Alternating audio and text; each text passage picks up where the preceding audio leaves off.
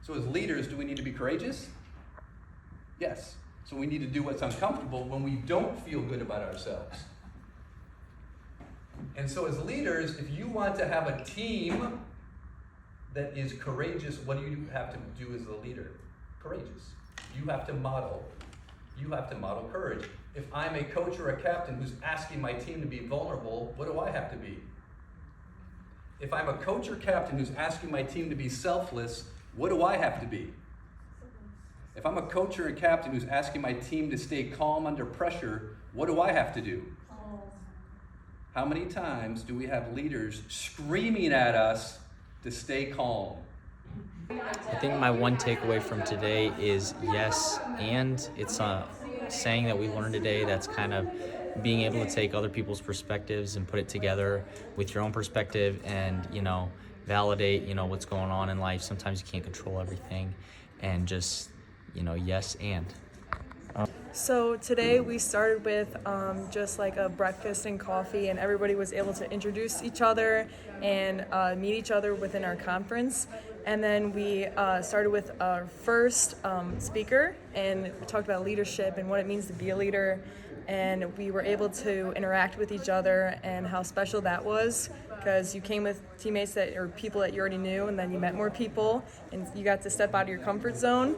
And then we had a little break, had lunch, we were able to talk and meet more people, came back and saw what we could do for our community and how we can help out.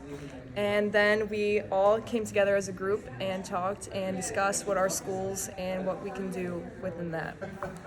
Ever since you were children, most of you I would think, developing your skills, sharpening your axe and perfecting your technique to build to this point where now you are student athletes at your college or university.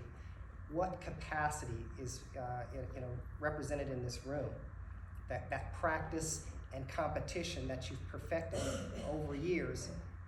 Service learning is an opportunity for you to exercise those skills, those gifts, and those talents. Your physical gifts, but also your cognitive gifts.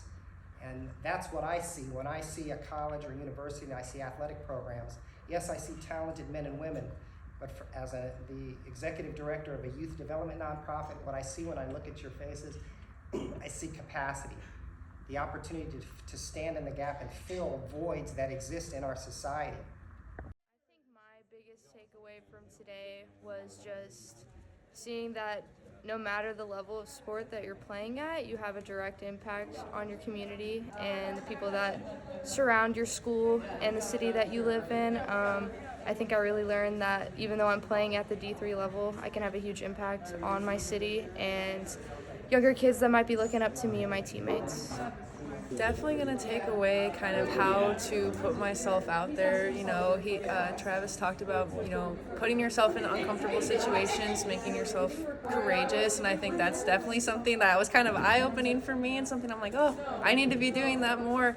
And just kind of what it means to be a leader, not only on the field, but in the workforce as well. And I'm really excited to take that knowledge with me. Yeah, it was cool to see other athletes and what their day-to-day life is, especially when we talked about leadership and getting into those smaller groups and talking with one another and seeing the different sports and how they go about life every day when they have struggles and how they have to be courageous and stuff like that.